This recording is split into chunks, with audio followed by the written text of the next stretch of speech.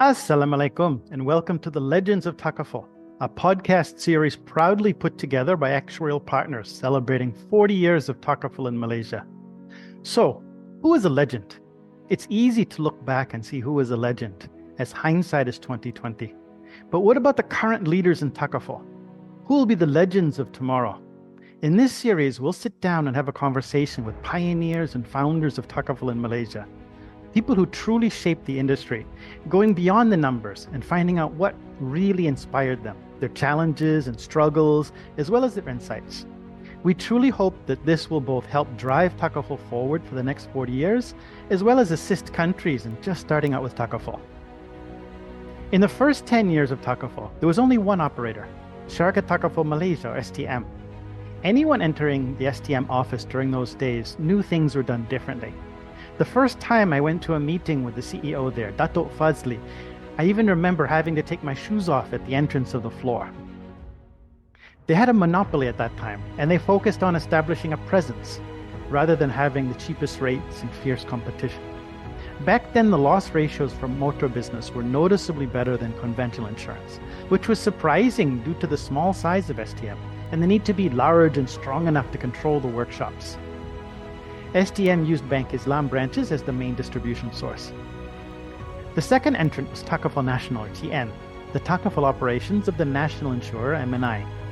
TN is now Etika and focused on agency force distribution during those days. Those days we had heavy debates on whether it was acceptable to have agents selling Takaful, promoting actually, as how the model would work, as until that point we used a Mudaraba model, with the operator paying most expenses out of surplus sharing, which occurs at the end of the year.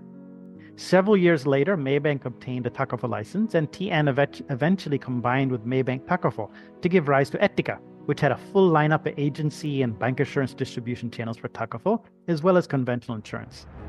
During the same time, the first re-Takaful operator in Malaysia started, Ariel. So whereas the first operator relied on bank branches, and the second operator relied on its existing agency force infrastructure, Takaful Ikhlas, starting 10 years after TN, had to start from scratch. This led the CEO, Dato' Said Mohib, to drive a number of innovative solutions, including bringing the Wakala model over from the Middle East. This represents roughly the halfway point so far of the Takaful journey in Malaysia. Several years later, the era of the multinationals in Takaful began, with a range of global insurers and reinsurers recognizing the potential of this market. Prudential in particular brought synergy to its products, creating Takaful equivalents of its conventional insurance products, especially unit-linked plans. This was also the time that Bank Negara really strengthened the regulatory focus on Takaful through JPIT. Regulations were held fairly consistent between Takaful and conventional insurance, with the goal of creating a level playing field. Today, Takaful is at a crossroads in Malaysia. Although we've come a long way, we still have a long way to go to rival conventional insurance in Malaysia. Will Takaful focus on consistency with conventional insurance? Or will there be increasing innovation in the models used as well as market segments focused on? Will we be able to use Takaful to increase insurance penetration in Malaysia, especially underserved markets? Insurance in any form is about managing risks and building trust. Takaful can truly be key in many market segments in building this trust and forming the foundation of a population that understands its risks and how to manage them. This is the foundation of true financial literacy, which must be a goal for the next 40 years. Actuarial Partners has been involved since the beginning of Takaful in Malaysia and has been involved in some way with all the Takaful operators here. We truly hope that this podcast series is useful and the next 40 years of Takaful development is equally exciting. Malaysia boleh.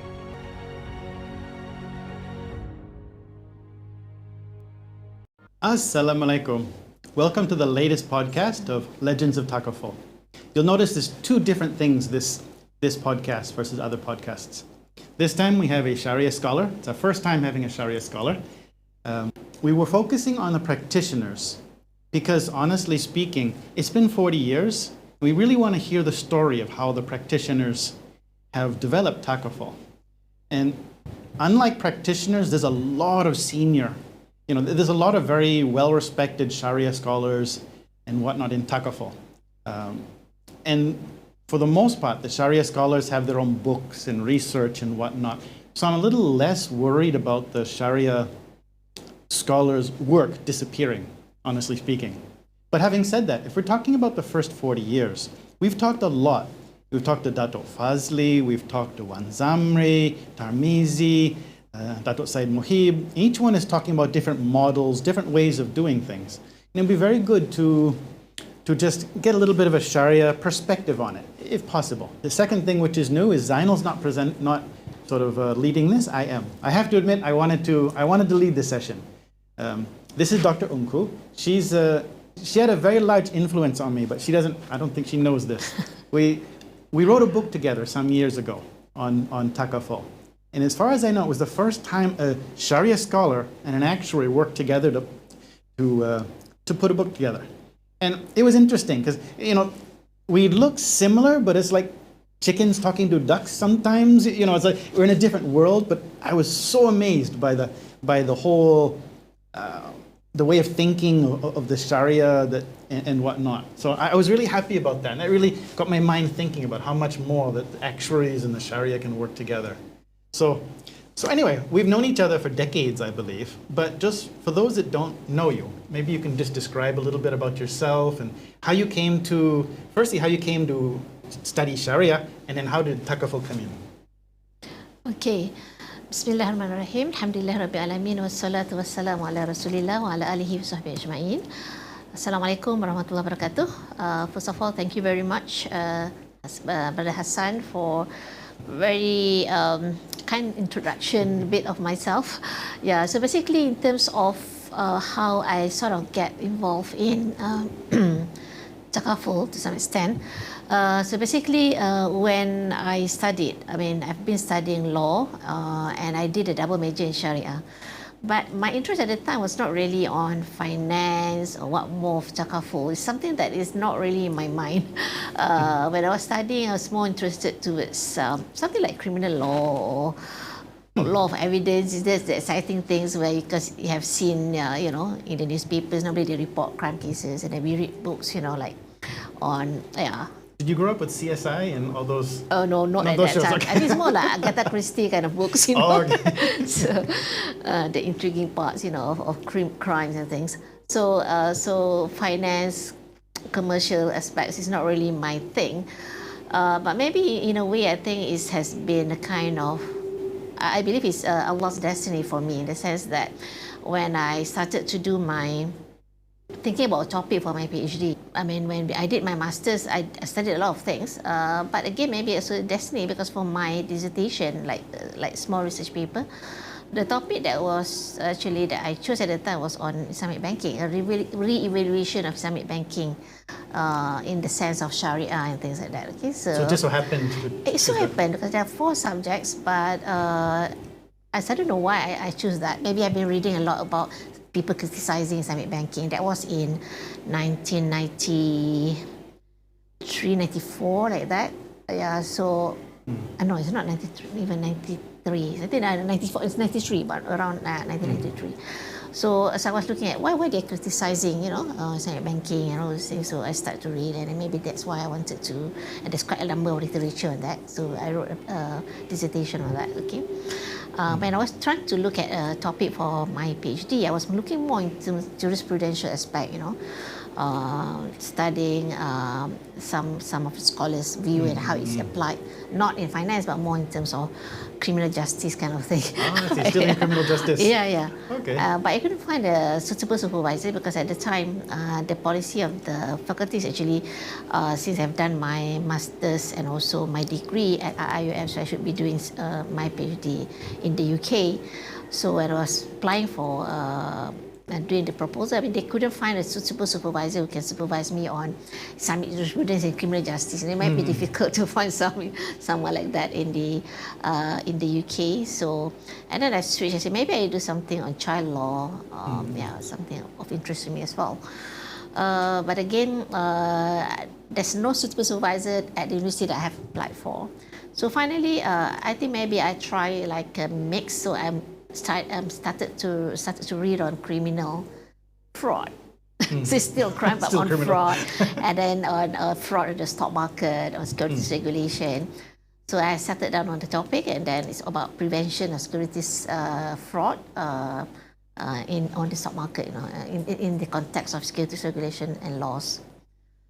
So I think that's that kind of start. So I start to look at UK position, Malaysia position, and that was in the 1994, 95, where Islamic capital market started to come into the picture.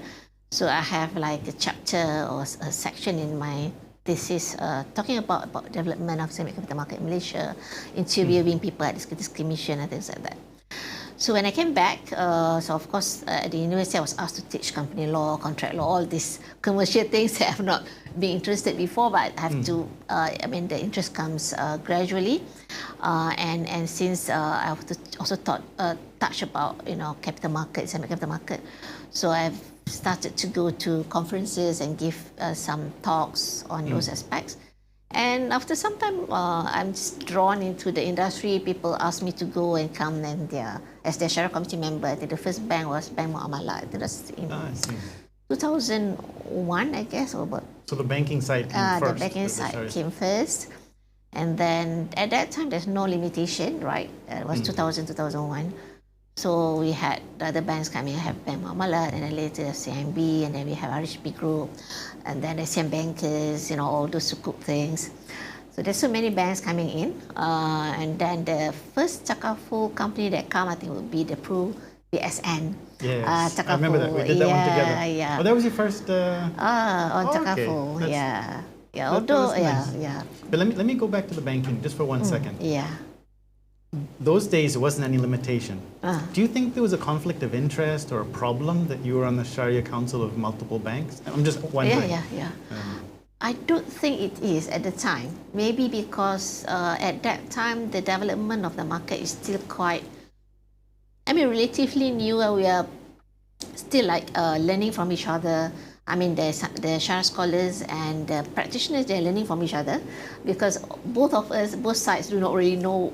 It's like uncharted territory, so that we are trying to introduce new products. I remember when we tried to start with some kind of Islamic profit rate swap, because we had a bad experience during the currency crisis, all these issues on the mismatch between asset liabilities and things, you know, with variable rates and fixed rates. So it's like something that was not, I mean, we don't know what is the product. Okay, so finally when the product is structured, people were thinking, why it took so long for us to come up with this idea, you know? So it's something that still new. So, and not many scholars are around, so it will not be practical to sort of limit just to one institution. So no, that's what I was getting at, though. Yeah. Is it if you don't have enough? Right now, Malaysia has plenty of scholars. Yeah. But let's say there's somebody's listening here from say an African country or you know, Malta, you know, a place where they just don't have enough scholars. Is it really a problem to have one scholar to be on multiple companies? I think maybe not that much, because when we go in, actually we know in terms of our requirement to keep things confidential, you know, about competing. We understand that. I mean, we know what are the trade secrets of the institutions. So, but our forte is more in terms of giving Shariah opinions, and sometimes there are common issues. We actually learn from each other as well. So and it's more practical. But I can see that as we grow further, when we have many banks, multiple banks coming into the picture, the workload becomes much more. It's more of a workload and how much attention you can pay to any particular institution when everybody is going. There's a lot of issuances. You know, the documents are very thick bundles of documents at the time. So I think it's in a way in terms of time, in terms of the burden of the work, and conflict of interest, it can be handled. Okay, but I don't know whether from the regulatory perspective, it's not just about handling conflict of interest, but about perception as well.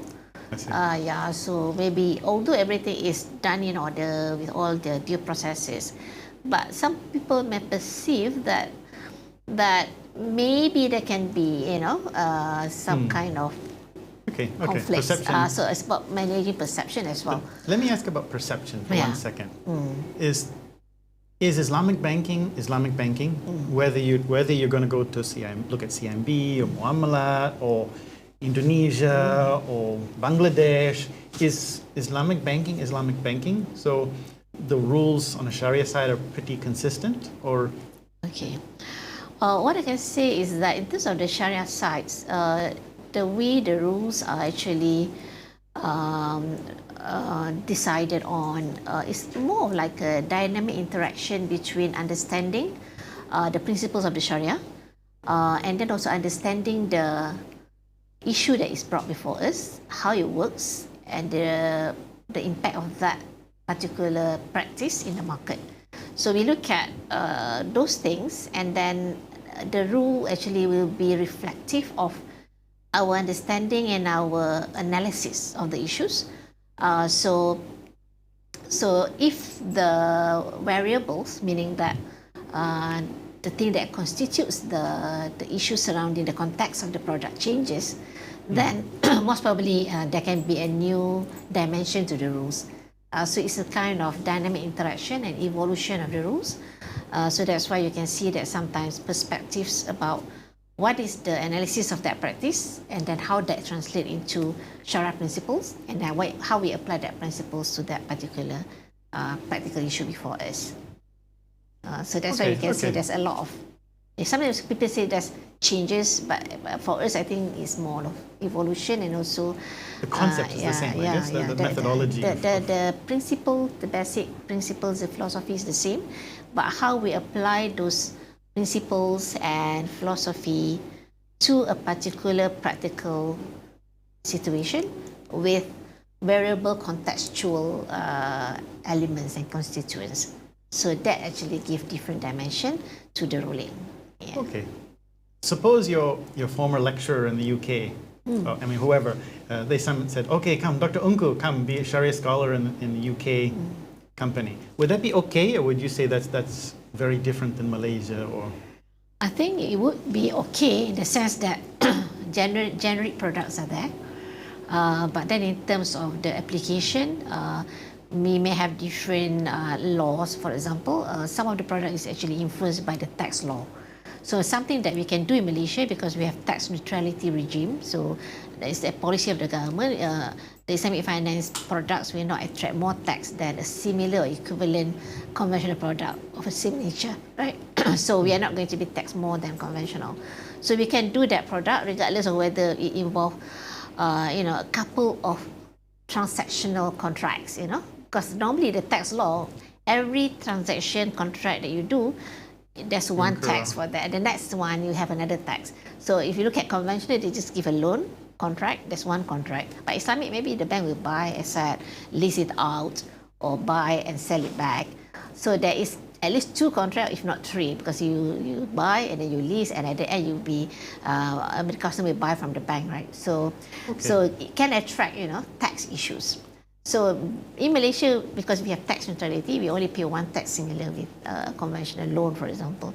But in some jurisdictions where their tax law may not be that friendly, so you may not be able to provide that kind of product. From Sharia perspective, it's fine, but it will not be having any traction because imagine you have to pay 3 taxes on that kind of similar product with a conventional loan. So then we have to maybe come out with different solution, different rulings. Okay. One interesting thing actually, for example, like in Malaysia, we always insist that, you're doing Sharia compliant, and then we always describe, like say, in a sale contract that the extra profit as profit, But I remember in one transaction, I think it was in the UK or in Singapore, because of the terminology over there, if you say it's profit, the tax is taxable, okay? But if you say interest, you can have some kind of tax benefits, so or deduction. For the purpose of that jurisdiction, the Shariah advisor says you can use the term interest, but actually you are meaning the profit in that lease contract or in that sale contract, because you cannot because it will actually penalize the institution just because they use the word profit. So some, tweaking here and there, basically to make it work in the context of, compromising the Shariah principle, because you still have to do the proper lease contract, the proper sale contract to generate that profit. But you just, in terms of terminology, you just record it as interest.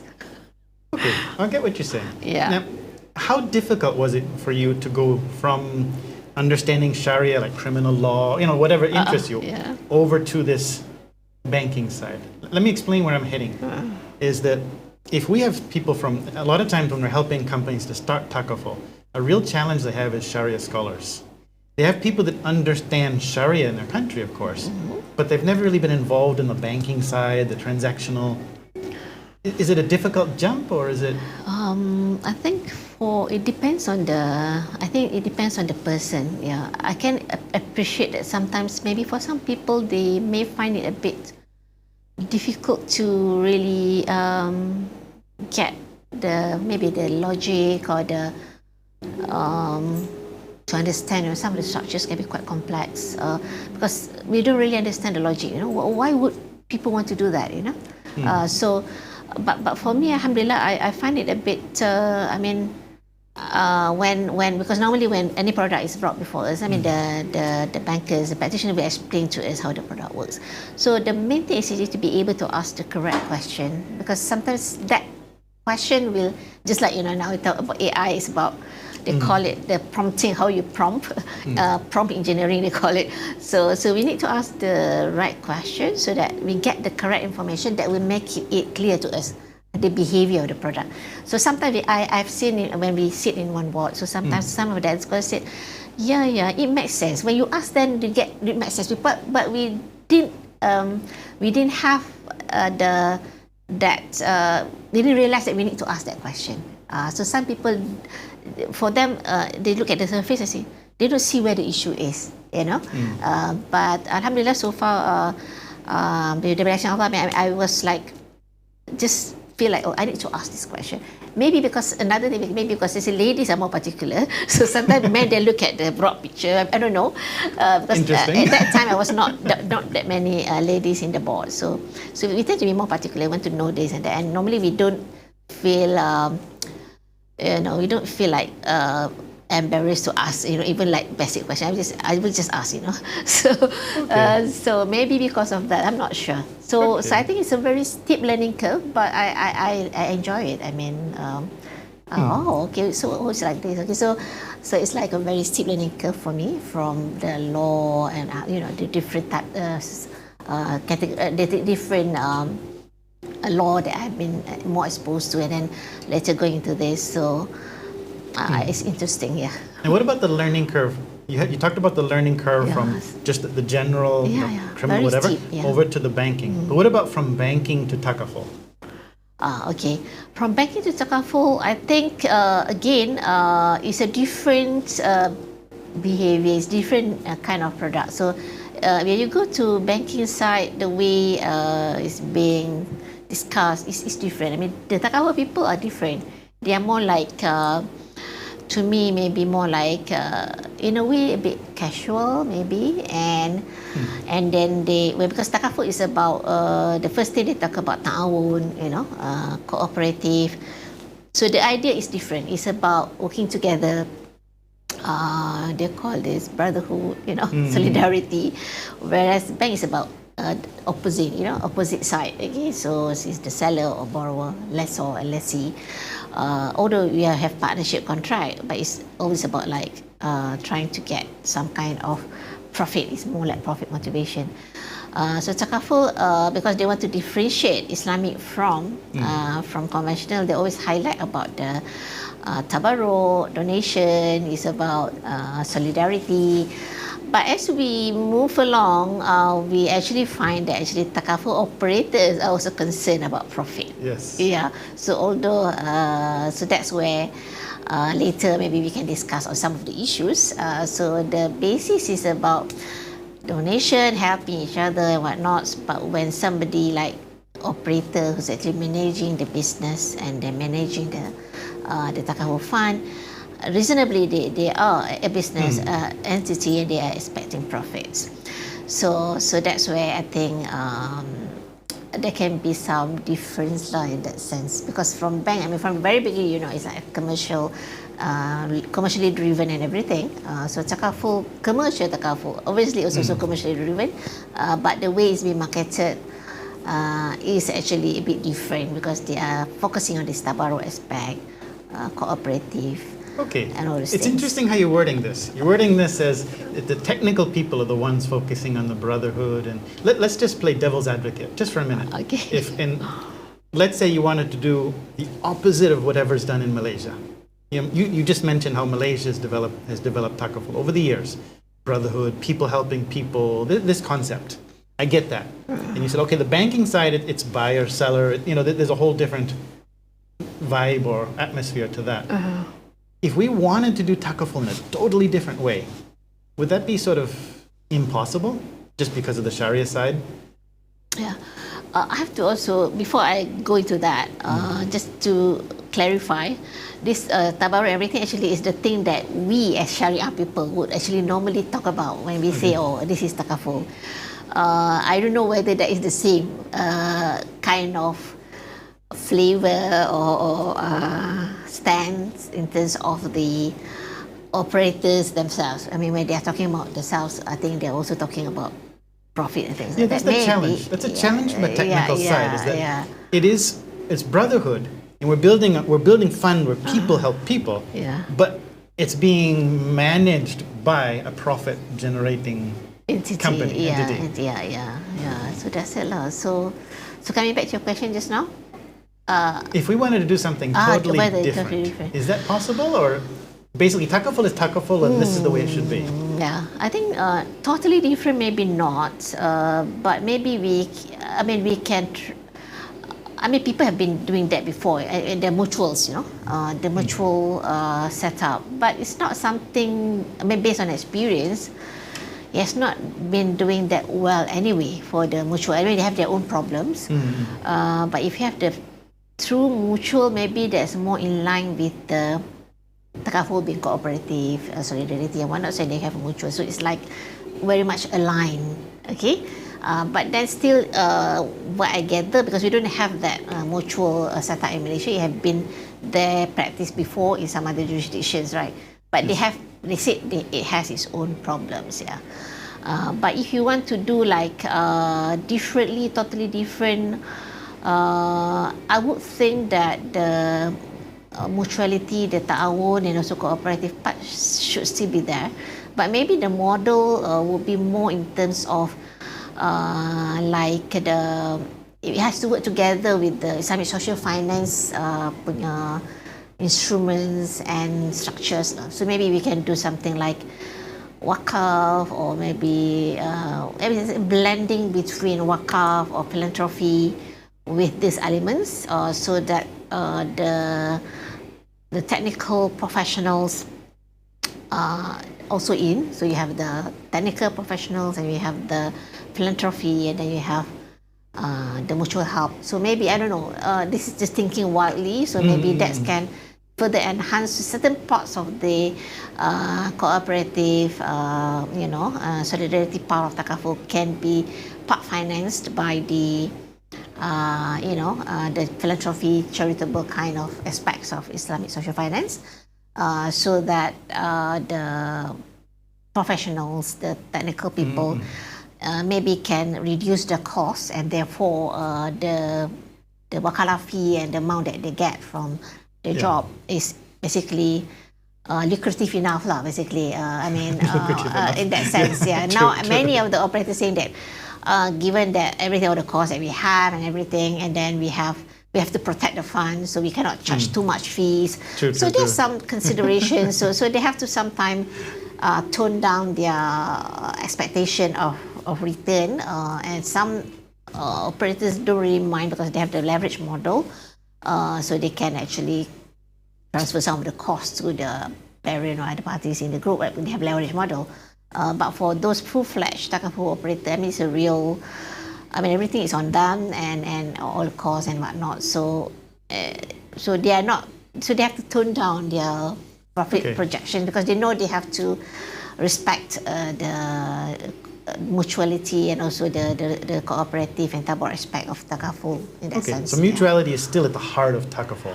Anyway you slice it. So far, that's the model. Unless you want to really flip the coin and do something totally different, which I cannot think of. Some people think, why don't you just go like the conventional model? But still, I am not convinced yet. We're just interested in that, because in the earlier, not the earliest days, but we were talking about capital protected Takaful and everything, and they started showing me this Arbun contract and all these, these words that, for someone who's not a native Arab speaker, not strong in Arabic, a lot of these words are quite foreign, and you hear all of a sudden a new word comes out, and you're like, okay, what else can we do with this? So anyway, that's been sort of. I think that's more in terms of the protection of the investment, right? Yes. Yeah, more like structured product kind of thing. Okay. So you've told us about you started in banking and then over to Takaful. It sounded like Takaful was a reasonable jump from banking into Takaful.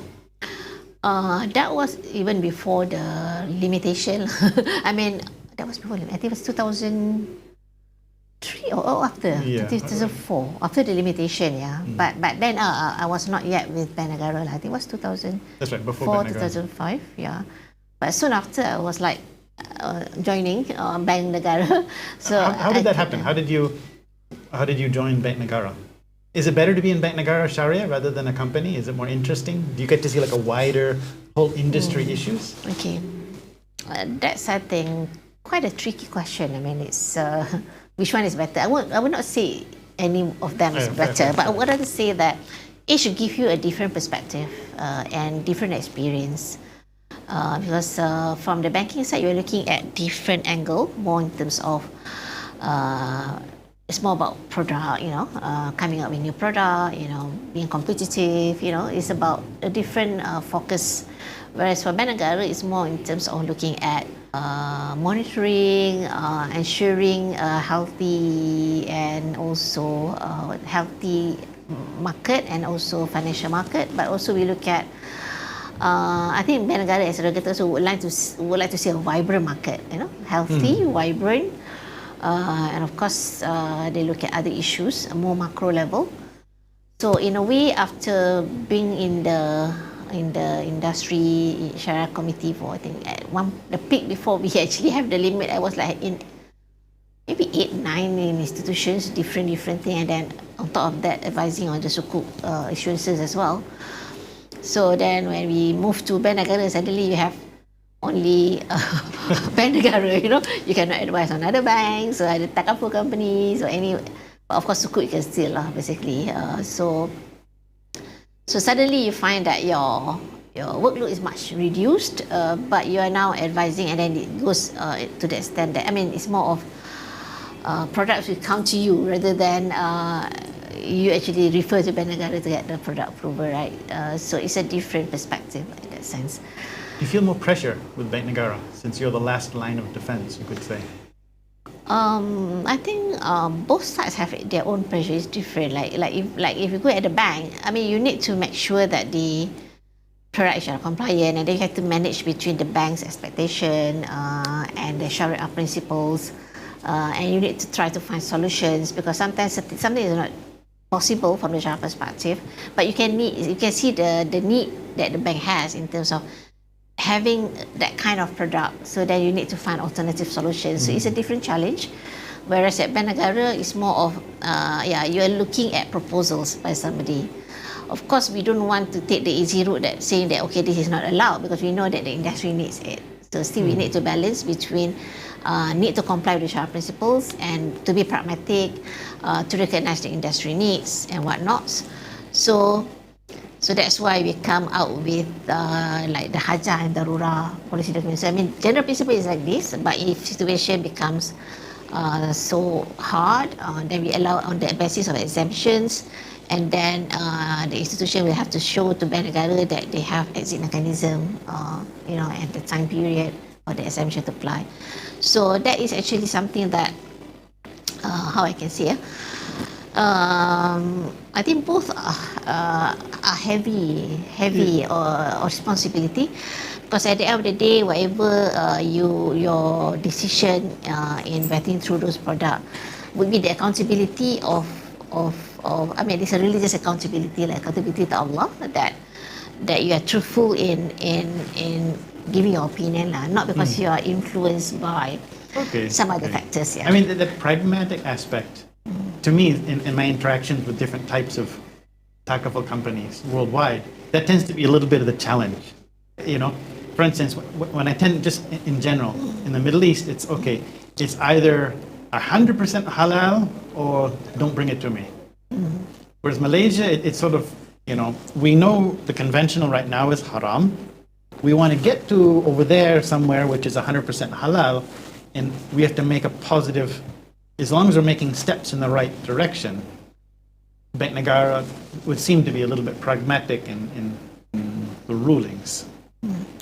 Maybe I may want to sort of refine that a bit because Bank Negara only came into the picture in 1997, right?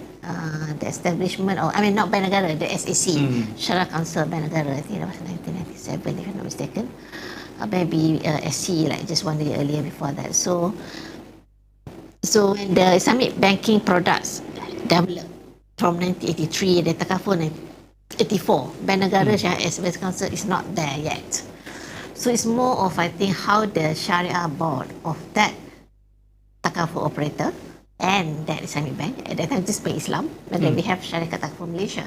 They are there between 1983 for at least 10 years lah, before the other windows come in and join in, you know. So so it's more of the pragmatism of their Sharia board at the time in responding to the products that the banks trying to offer. At that time, I think it's basic products lah. I think for Takaful, for banking, it would be like a house financing, vehicle financing, some simple trade finance things. And then for the Takaful, it would be like for your cars, and then when you buy houses, you have to cover your house. You know, they just, and then the Sharia board of Bank Islam, Sharia Takaful, they come out. They are the people which I think, in the first place, they are pragmatic, and then so the tax law at the time is not as robust as now in terms of the exemptions given. So they are maneuvering within whatever that is available at the time. So that's why you see there are certain things that maybe some people consider as as not acceptable. I remember I attend when I came back from my PhD, I went to some of the seminars. I remember some of the scholars said, oh, I think in some countries they are doing offshore Islamic banking. Offshore, that means offshore is like off Sharia lah, actually. So that's what he meant. So I can understand, because that was the issue on this. But this disappeared, right? At the same time as you, during those days, those conferences, it was pretty crazy, right? You had the Middle East scholars and the Malaysian scholars, and okay, this is haram, that's haram, this is haram. Yeah. It was, I think that's crazy. the interaction. Yeah. First they said that. I mean, they are vocal. Maybe understand. Some of the things that they say may be true to some extent. So that's why we start to reflect back. And so that's why when SAC or Bank Negara comes in, we put in some of the measures, because we take into consideration. Because when there is just the one single bank, one single company coming into the picture, and we don't have other countries, experience for us to learn from. So it's easy for outsider to go, oh, you do it wrong, So That's true. so those who are doing it, actually, I trust their honesty. They want to do it right, but maybe because of because when you are doing it and you are evaluating it, you don't have any SAC yet.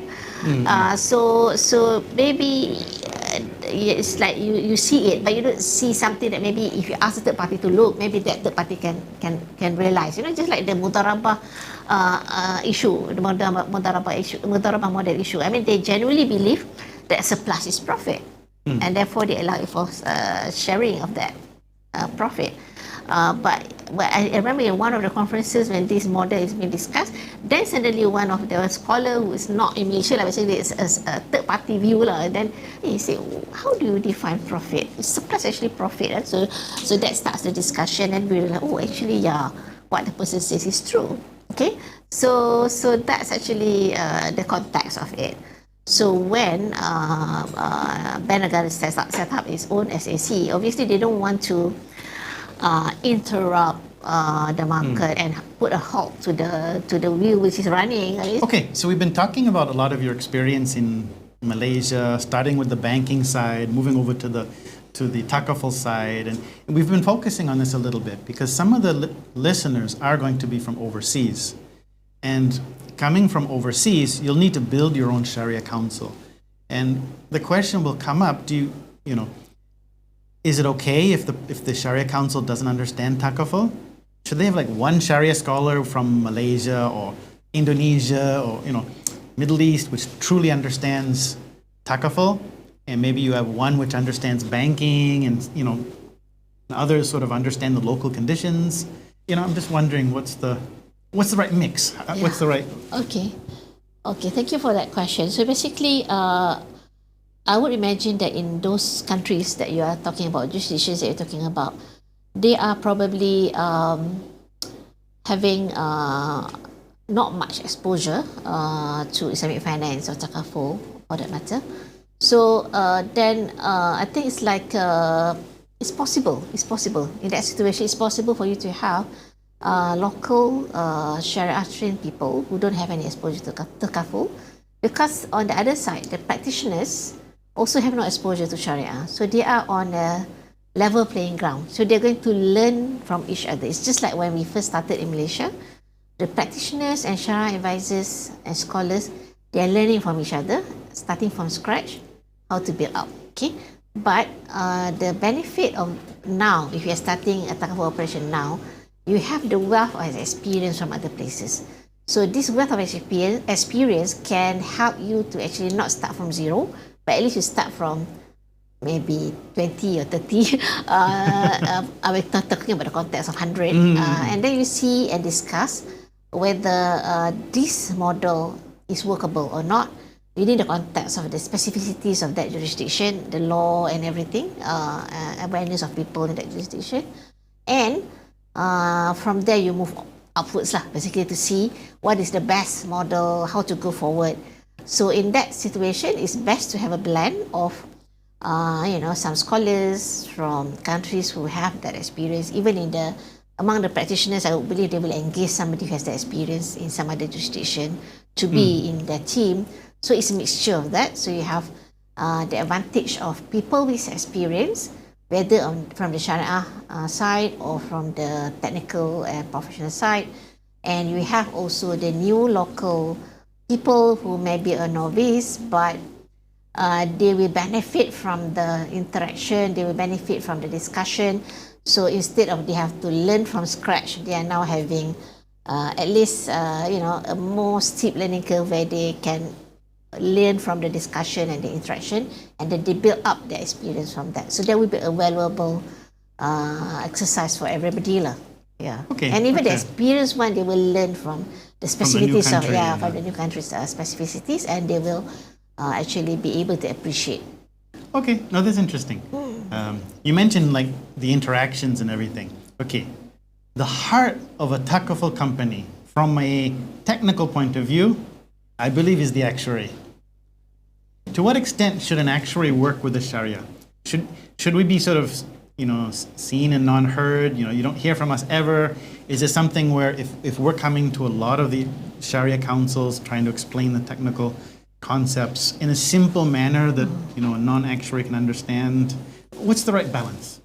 Yeah, I think you correctly points out in terms of the role of the actuary. They play a very, very vital role in takaful, because they are actually like the engine behind that, in terms of determining the pricing, the risk management, and all these things, right?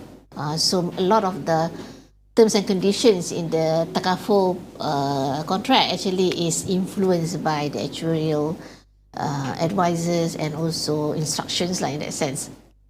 So it is good actually. It is good for the actuary to have interaction with the Sharia board, so that both of them can have a feel of the concern of the other side.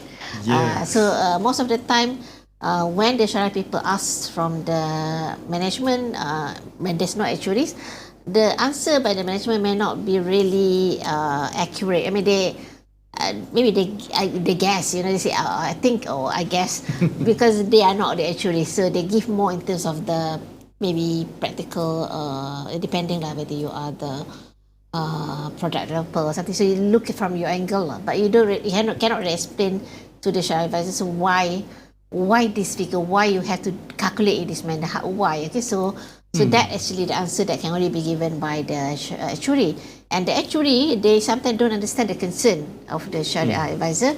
Yes, so they don't fair. put that in mind when they do their analysis and they come up with their suggestion, right? So if the both can actually speak to each other, I understand it's difficult. So sometimes the terminology is so different. So you need to learn from each other first, get to understand. Sometimes we thought that they meant this, but when you clarify further, actually they meant another thing because of the way they describe in their own jargons and language, maybe not understandable to the Shariah scholar in the first place. But then when we discuss further, then then we get some clarity. Okay, that'll be my own personal goal is to get actuaries involved with the Shariah. The better the technical and the Shariah can understand each other, the better we can move forward. I honestly believe that. I mean, the Shariah advisor, they are a committee, they have the right to ask from the bank to give them information. Among others, they can actually please invite, the actuary to brief on certain things so that there can be this kind of interaction and also a learning curve from both sides. Okay. Earlier on, you mentioned about you're the only female around, and that's also not just on the Shariah side. In fact, I might think Shariah might be a little bit better now than on the technical side. The technical side, I think we just recently had our first female CEO of a Takaful company. Just. Islamic banks have already had. Takaful still seems to be a little bit behind in that sense. With some recommendation for a female interested in Takaful, and then Shariah, they want to get in. Is there any challenges, pitfalls? Make sure you don't do this. Actually, I mean, I'm one of the earlier female scholars, but of course there are also some others. I think Dr. Shamsi come just like shortly after, and we have then many others. And I think the Bank Negara limitation also is also a blessing in disguise to some extent, because when industry has expanded, they still want to retain those small group of scholars, and then Bank Negara said no, only one per institution per sector, and then they have to engage more people. So then suddenly the number of scholars grow, because each institution has to have 5. So you have now more than 100, 120, 130 kind of numbers of scholars. But still, it's better than before, proportionately in terms of, because we have also bigger number of male scholars. But the proportion of females still sometimes it's up and sometimes down again. I think it's not because of so much hurdle. I mean, the Bank Negara and I think even the financial institutions themselves, they are more than happy, I think, to have female on board, especially now we have conscious policy in terms of gender equality and all those things that they wanted to have the 30% target or things like that. So, and even not only Malaysia, even Middle East also, they said they wanted to actually achieve that, but it's not as easy as people have wanted it to be lah. Because sometimes it's not because of there's any people saying that female cannot come in, but it's also because of we talk about merit lah. Satu about merit. Who have the merits? For me, that's the correct approach lah. It can be male or female, whoever has the merit should be in. Secondly, sometimes people have merits, but they have their own choices. They just don't want to be involved, or they don't want to be too busy sometimes. So that's why sometimes some female scholars, they just choose not to be active anymore because they have other commitments, they have other priorities in life.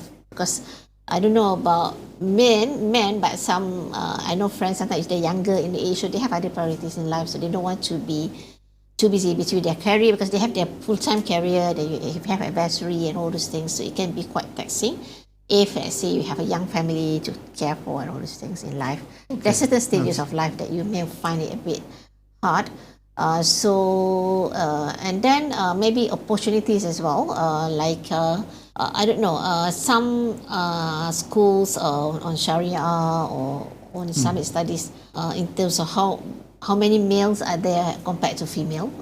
That is in terms of the source, the supply side, and then there's also the demand side. To some extent, I've seen that, I mean, they don't mind to have female as long as female is still at this level. But let's say there's too many female. I don't know whether they say, oh, stop, put a stop, you know. Yeah, so that's another thing. That's a good problem, right? Yeah, because if you look at, people never say if 100% male, people don't say there's too many male. But if you imagine about 100% female, many people may have the perception, oh, there's too many female on the board. So that's a different, I don't say it's discrimination, but it's different cultural perception. I think it's common. If it's full board every day, all men, people don't find it odd. But if a board is like full 100%. It's even worse than that. If you have more than one female on a board, you're already looked to say, oh, wow. It's which is sad, actually. If two is okay, right? So some people, but actually, in order to at least have 30%, you need like 3 or 4. Yeah, you know? exactly. Exactly. Okay. Interesting. Yeah. This is I'm not sure how to answer this question, but I've really been curious about, is that we've had Takaful for 40 years in Malaysia. Okay? When I first got involved, when I first came to Malaysia, it was in 1990s.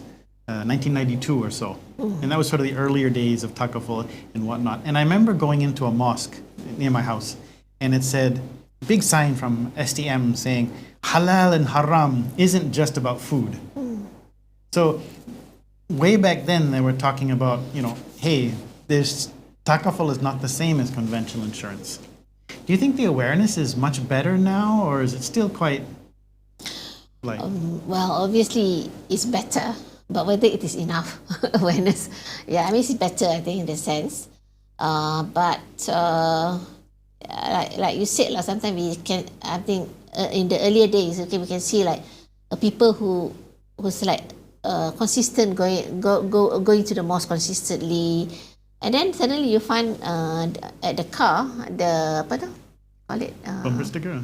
Sticker. The sticker is like insurance company maybe one insurance company sticker at the back of the car, so we know, oh, he's taking conventional insurance, right? But he's like regularly going to the mosque, that was like a couple of years back but now I think there's more awareness about Takaful.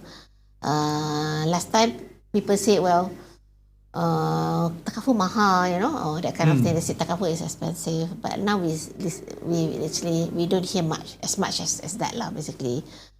About Takaful being more expensive, and then but still it's not enough. It's not enough. Because, how do we move forward? Yeah. How do we I think we need to be more like you said, like the thing that Takaful Malaysia did was to put that at the surau, at the mosque, so you actually approach these people first, so you can actually have it as one of the things that you do as part of the mosque activity. Let's say you can call, that's true. For speaker, maybe for tazkirah or kuliah subuh, talking about that, or maybe one of the khutbah Jumaat also, talking about this. Because I remember like EPF, they actually tried to get some of the mosques to include caption on EPF. They need to convert to Shariah, simpanan Shariah, in the khutbah Jumaat, and they say actually some state actually did it. I think I remember they said Negeri Sembilan, so they were so happy that in the khutbah for Negeri Sembilan they have this this caption, because they give the script and then suggesting to the State Religious Council, so it appears like in some of the states but not all. So but basically that's one of the things. So at least because generally because it's wajib kan, so people go for the mosque on Friday, at least for Friday prayer.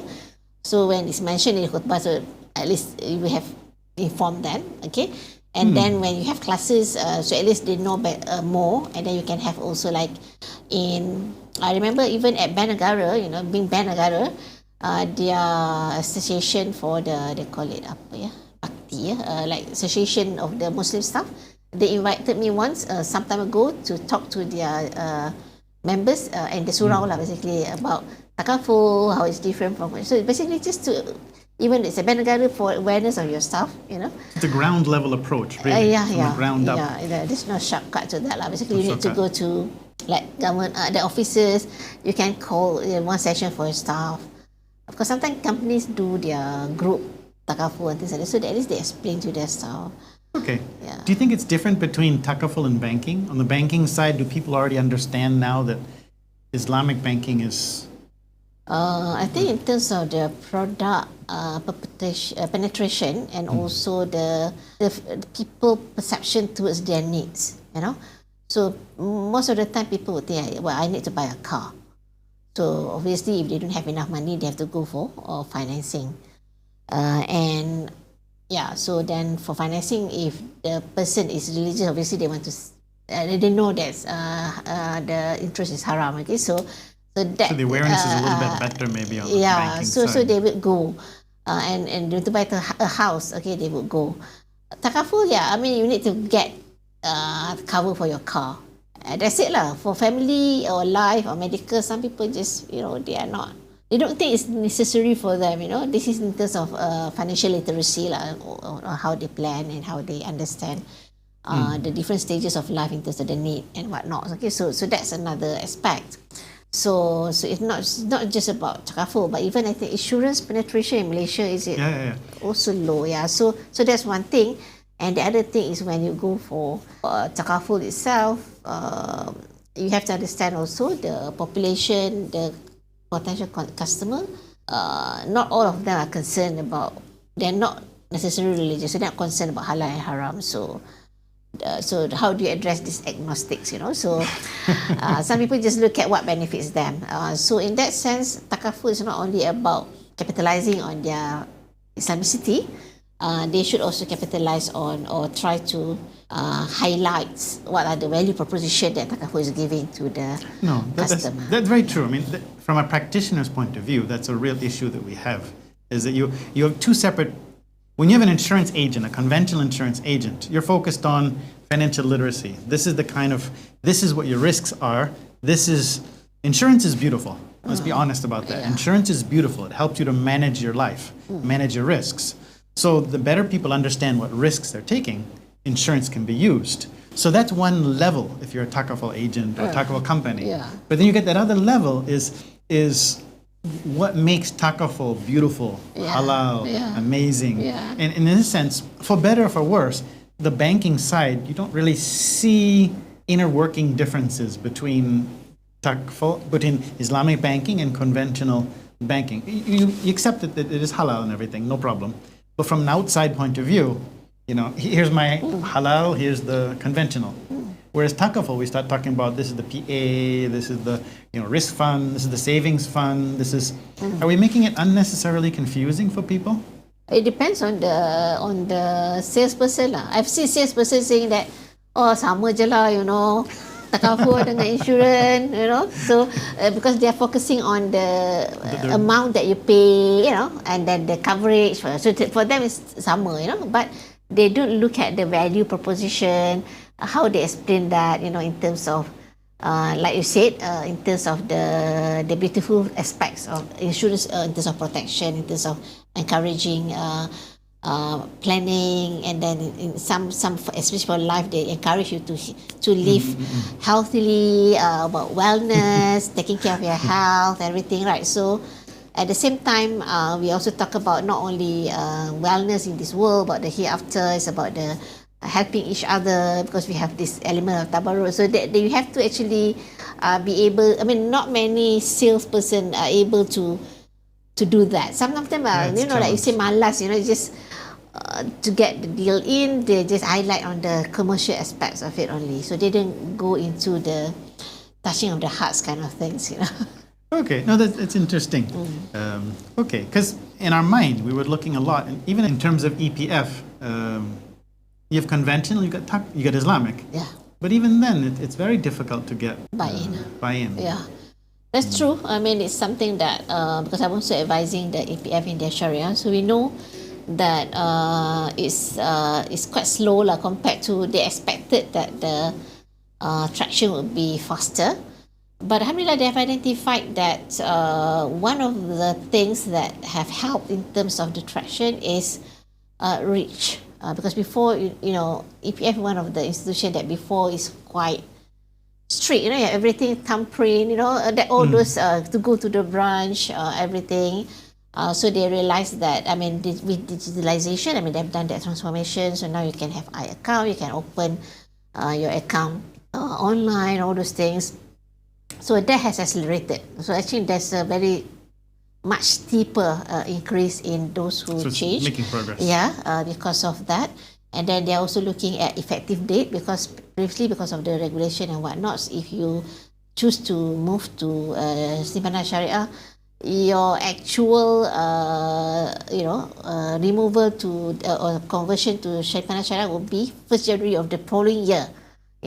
So but now they want to do it the next month, and then later maybe instantaneously. So that's something which they are still a work in progress. And also another thing is we realized that generally, if people have religious motivation, they will convert, and they will by facilitating the ease of doing that, then it's going to be increasing. The only problem is those who don't have any religious motivation. Their only motivation is the dividends. Okay. So far, Simpanan Syariah dividend has been lower than Simpanan conventional.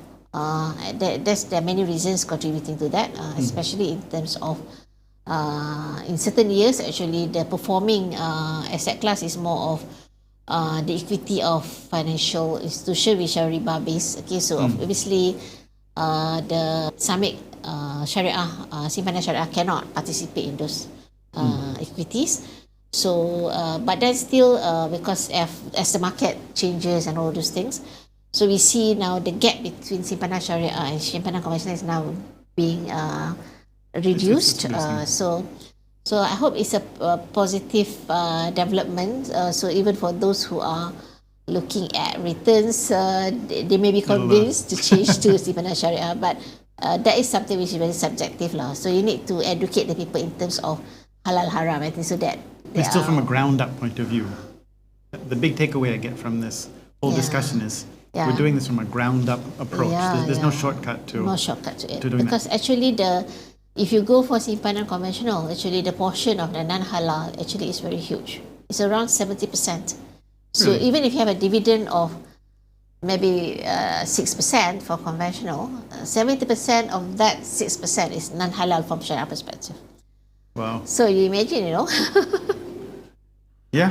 Okay. Yeah. Interesting. Do you have any suggestions for practitioners? A few last questions.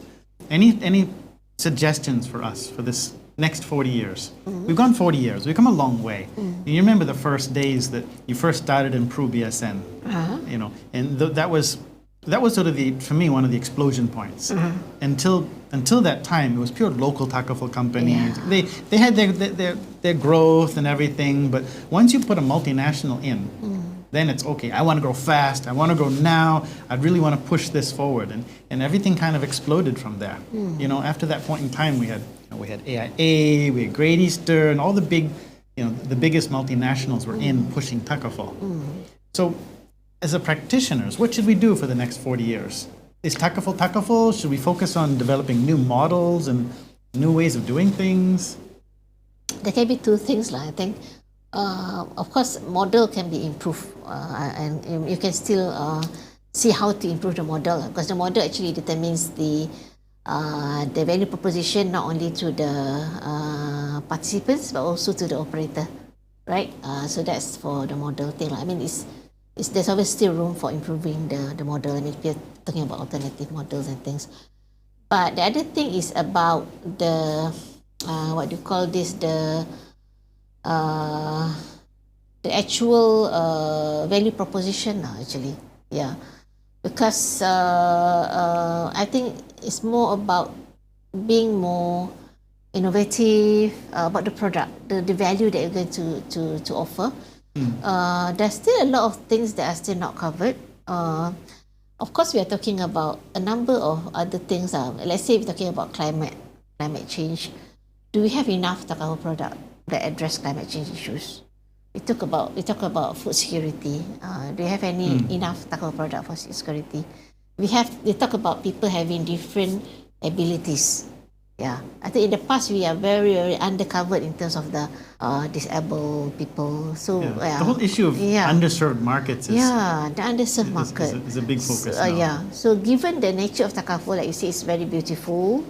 There's element of brotherhood, all those things, together with even insurance itself is beautiful, but then the modeling actually may be skewed towards benefiting the insurance company rather than the policyholders, right? So we perhaps are more fair in terms of how we treat the takaful participants and the remuneration to the operator. But actually, if people see value in the products, that's where the draws can come in, I think. And then we are also providing solutions to the people, because that's where because it's about risk management, and I know in Islam, as you know, risk management is something which is encouraged. I mean, we are asked to not tie to your camels. to tie your camels. Don't put yourself in a situation which is destructive to you, right? To leave your family wealthy, taken care of is better than to leave them, poor, asking from people, So there's another hadith on that. So that's actually the underserved market is still very, very huge. That's where I think that's our next takaful focus. Can make an impact, and I think the value-based takaful that has been launched already is the way forward. Step in the right direction. Yeah. Okay. Any last comments, bits of advice for youngsters getting involved in Sharia or takaful? I think many people, they are not that exposed to takaful, especially the young Shariah graduates.